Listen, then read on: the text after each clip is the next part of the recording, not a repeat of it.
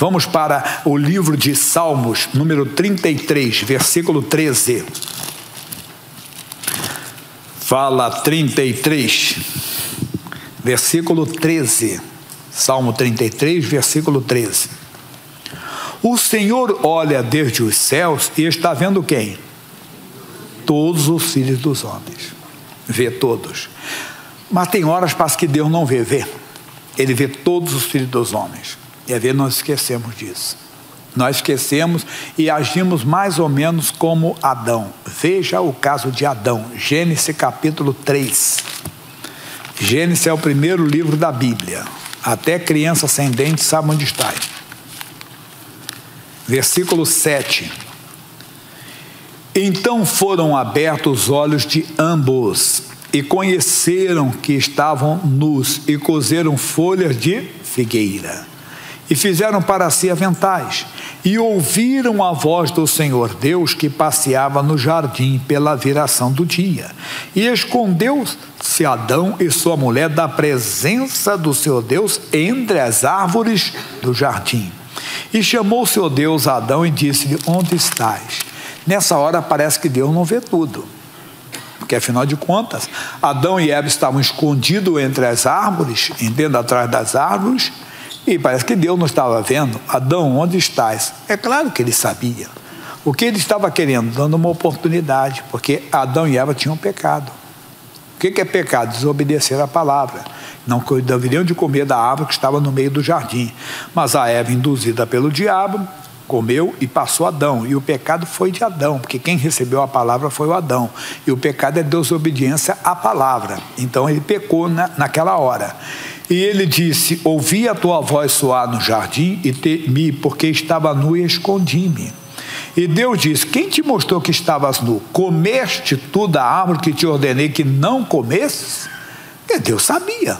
Mas Deus queria o quê? Que ele falasse, que ele confessasse. Nós aprendemos semana passada que confessar é falar a verdade. Já ouviu alguém falar: fala a verdade, confessa aí, não é? E você então fala, você confessa. Então fala aí, confessa, em nome de Jesus. Você tem que falar a verdade, e ele falou. Aí ele foi se abriu com Deus. Mas qual é a nossa mensagem aqui? Não se esconda de Deus, Deus sabe tudo, irmão. Ele vai dar oportunidade para nós confessar se foi erro nosso. Ele sabe tudo a nosso respeito. Lá no livro de João, Novo Testamento, capítulo 1, versículo 44. Filipe que vai entrar em ação aqui. E diz assim: Filipe era de Betsaida, cidade de André e de Pedro. Filipe achou Natanael e disse-lhe: havemos achado aquele de quem Moisés escreveu na lei, e de quem escreveram os profetas, Jesus de Nazaré, filho de José. Disse-lhe Natanael: pode vir alguma coisa boa de Nazaré? Eles tinham uma implicância com Nazaré. Não vou entrar no mérito hoje não, tá bom? E disse assim, disse-lhe Filipe: vem e vê.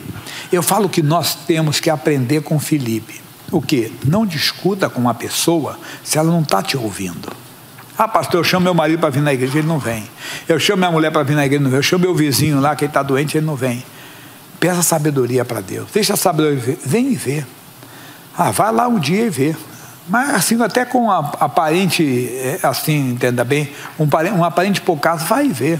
Assista um dia na televisão, veja, vê. Não, eu não gosto dessas coisas, não gosto de igreja, não. Eu não gosto desse negócio, não.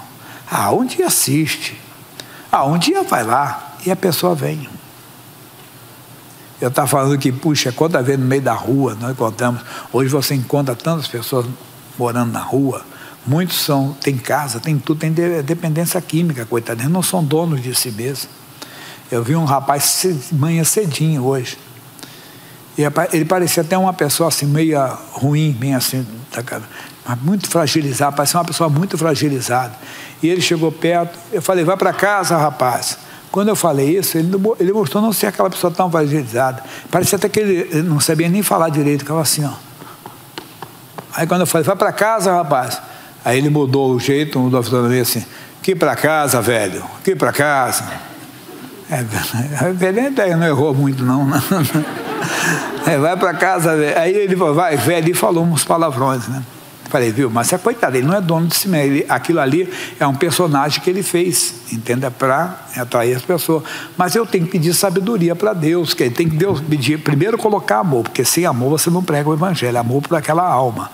E disse, rapaz, um dia vai na igreja. Aí mesmo que ele não escuta, vai lá na São João 791, um exemplo, né? Aí você fala, uma igreja está perto da sua casa, mesmo que na hora ele te xingue tudo, mas você plantou a semente. Veja o que o Filipe disse, vem e vê. E o Natanael foi. Diz aqui o versículo seguinte, e Jesus viu Natanael vir ter com ele, e disse dele, eis aqui um israelita, um verdadeiro israelita em quem não há dolo. Disse-lhe Natanael, de onde me conheces tu? Jesus respondeu e disse-lhe, antes que Filipe te chamasse, eu te vi estando tu debaixo da figueira. Opa, debaixo da figueira. Isso mexeu com Natanael. Mas por que mexeu com Natanael? O que Natanael estava fazendo embaixo da figueira?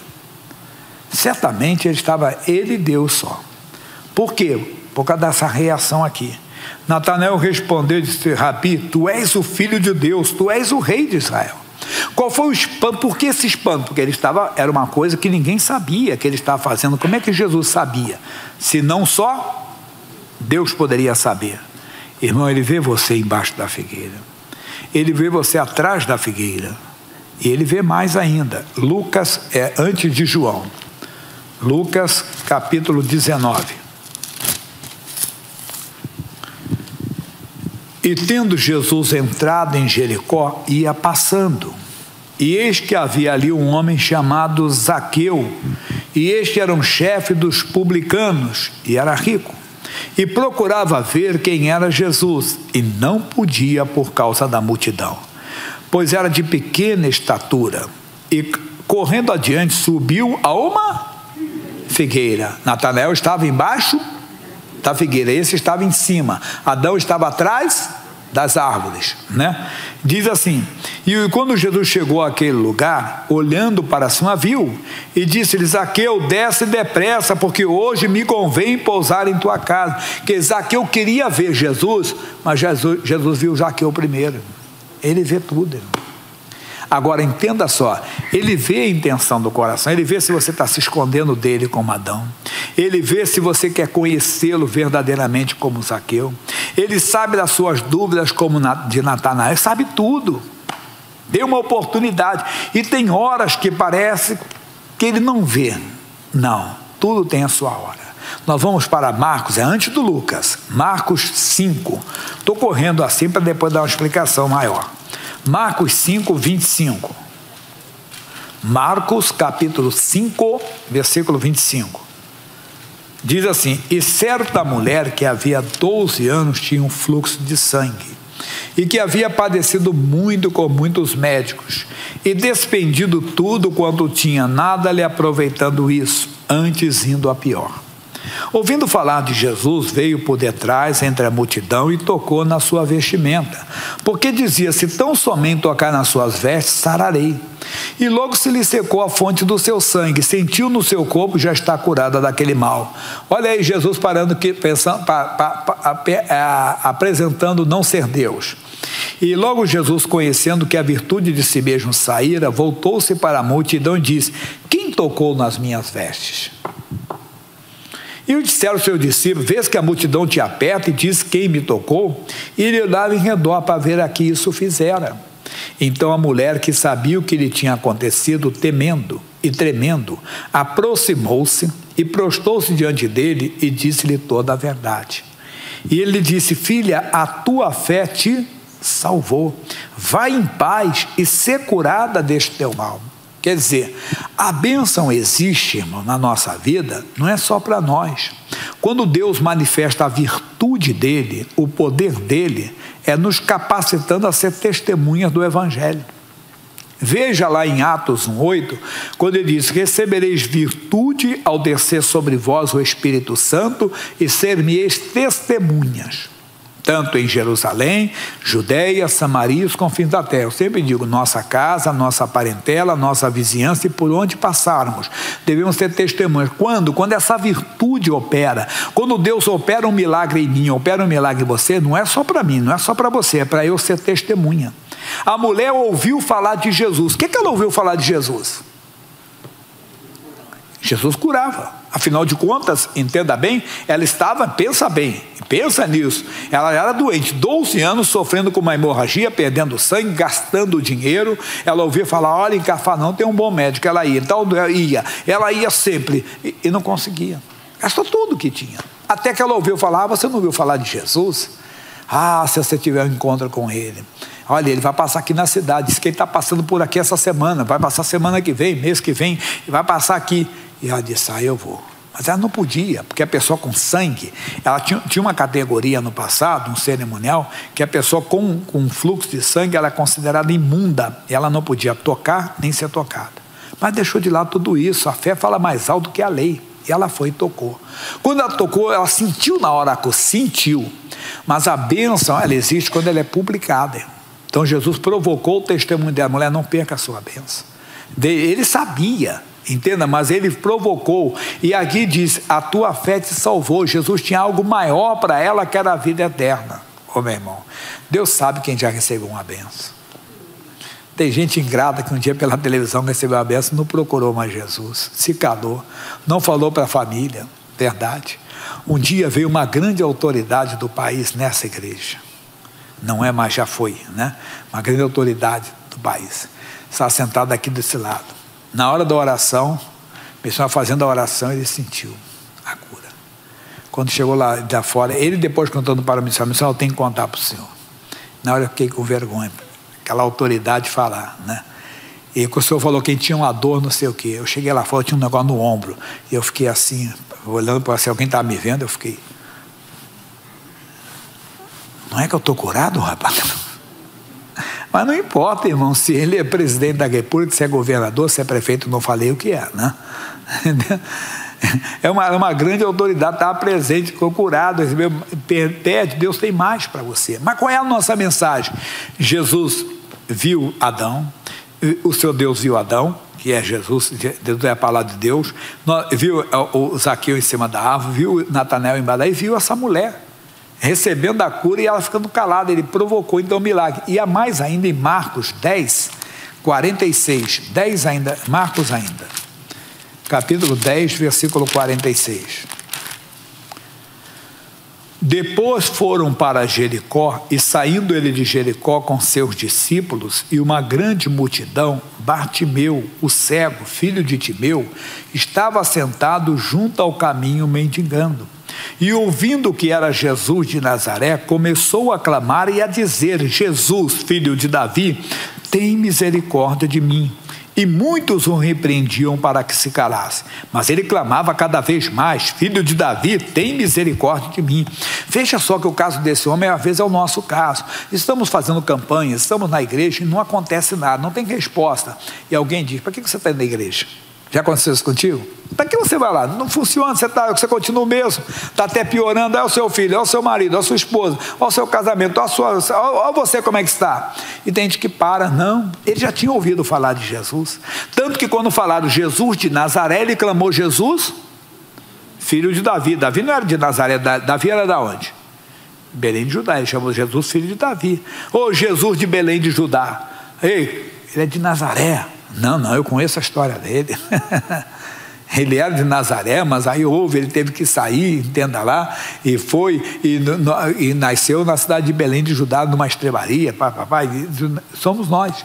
Quer dizer, ele já tinha ouvido falar de Jesus, sabia dos métodos, então ele insistiu. Meu irmão, quando a fé vem, a fé fala mais alto, a fé é uma certeza, quem tem fé não recua, quem tem fé vai para frente, quem tem fé não volta, não retrocede não.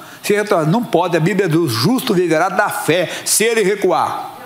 Deus não tem prazer nele, não importa se alguém está falando com você, não, eu vou recuar. Esse é fanatismo, negócio de Jesus, não, rapaz, só Jesus Cristo salva.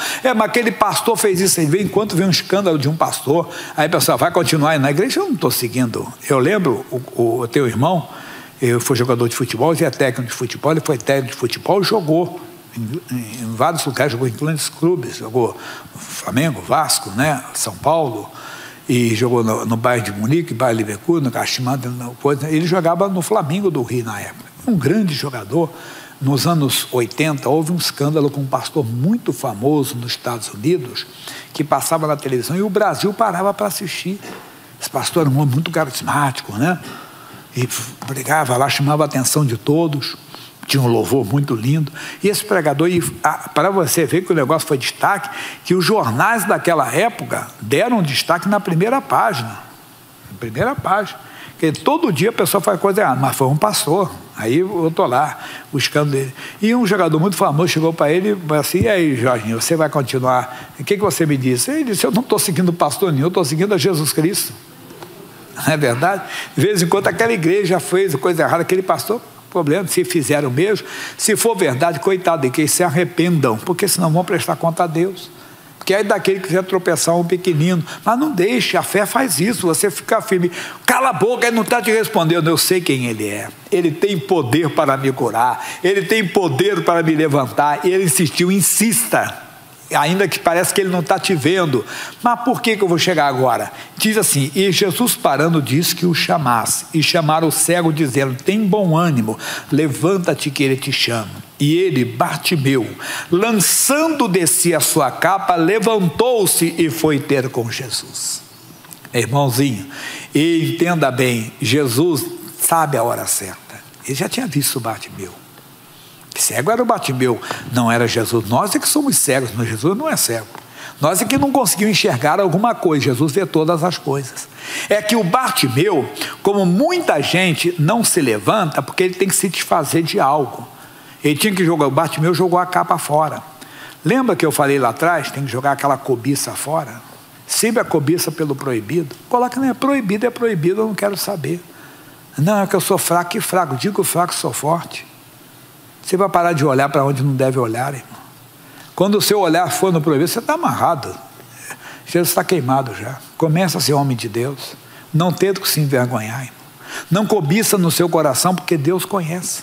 O Bartimeu se desfez da capa. Ele levantou-se. Muita gente não se levanta. Ele já ouviu a voz de Deus. Deus está olhando para ele, mas Deus não força. Há uma coisa chamada no mundo espiritual livre-arbítrio. Deus não vai forçar você, entenda bem, a largar o proibido. A pessoa não tem, ele se levantou, foi ter com Jesus, ficou curado, completamente curado. Jesus tinha mais, ele seguiu a Jesus pelo caminho. Vamos voltar onde nós começamos, matéria nova agora, que isso aqui eu preguei 6 da manhã. E já mudei alguma coisa, já acrescentei, né? Onde nós começamos, pessoal? Salmo 33. O Senhor olha desde os céus e está vendo a todos os filhos do homem. Da sua morada contempla todos os moradores da terra. Agora, nosso versículo novo.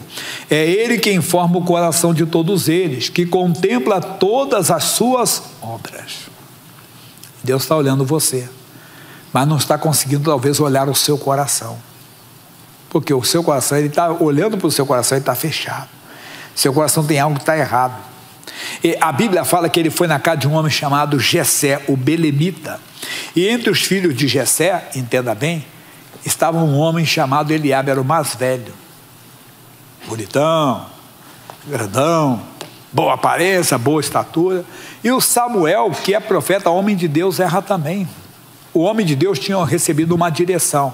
Você vai ungir quem eu te disser. Mas ele não fez isso. Logo que ele viu, disse: Deus, já até sei quem é. Você é espertinho, Deus. Aquele ali, né? Quando ele foi, disse: não atente para a sua aparência, nem para a altura da sua estatura, porque eu tenho rejeitado. Por quê? Porque o Senhor não vê como vê o homem vê o que está dentro dos seus olhos. Deus olha para o coração. Irmão, tem gente que mas Deus não está vendo o meu sofrimento. Deus está, mas o seu coração se fechou para ele. A Bíblia diz: buscar-me-eis e me achareis quando me buscar de todo o vosso coração. Tem gente que entrou, entenda, a cobiça, lembra? Tem gente que entrou o medo. Mas o quê? O medo é pecado agora? Ele diz: não temas. O que nós ouvimos hoje? Pecado é o quê, pessoal? Desobediência à palavra de Deus. Não temas, tá? Assim como você amaldiçoasse uma cobiça, um desejo pecaminoso, não. Fala na linguagem, um desejo pelo vizinho, pela vizinha, pelo colega de trabalho, pela colega de trabalho, entenda, amaldiçoa também esse medo. Não, você não vai me dominar. Deus disse: não temas, porque eu sou contigo. Deus olha para o seu coração, você não está confiando nele. Sim, mas eu sinto medo, o que eu posso fazer? Você não tem que confessar o que sei, mas o que crê. Eu creio no que ele diz: não temo, então não vou temer. Mas eu estou temendo, eu ando por fé, está amaldiçoado esse medo, ele vai fugir de você. A Bíblia diz que o homem que duvida não receberá nada de Deus. A Bíblia diz: diga ao monte, ergue-te, lança-te no mar, e não duvide no seu coração. Irmão, Deus está dizendo para nós aqui claramente: é Ele quem forma o coração de todos eles, que contempla todas as suas obras. Não há um rei que se salve com a grandeza de um exército, nem um homem valente se livra pela muita força. O cavalo é vão para a segurança, é inútil. Não livra ninguém com a sua grande força. Eis que os olhos do Senhor estão sobre os que o temem. Não confia no Senhor. Você vê quantas... Veja, o início desse século, 2001, houve um atentado tremendo que matou milhares de pessoas nos Estados Unidos. O país considerado o país mais seguro do mundo, que tem uma segurança tremenda, que tem um exército, mostrou que era vulnerável. Homens sequestraram aviões, jogaram aviões, jogaram contra 3 centros. Um eles conseguiram, 2 eles atingiram, né? Conseguiram. O centro comercial, as Torres Gêmeas, jogou o centro militar, o Pentágono, jogou contra o Pentágono, conseguiram.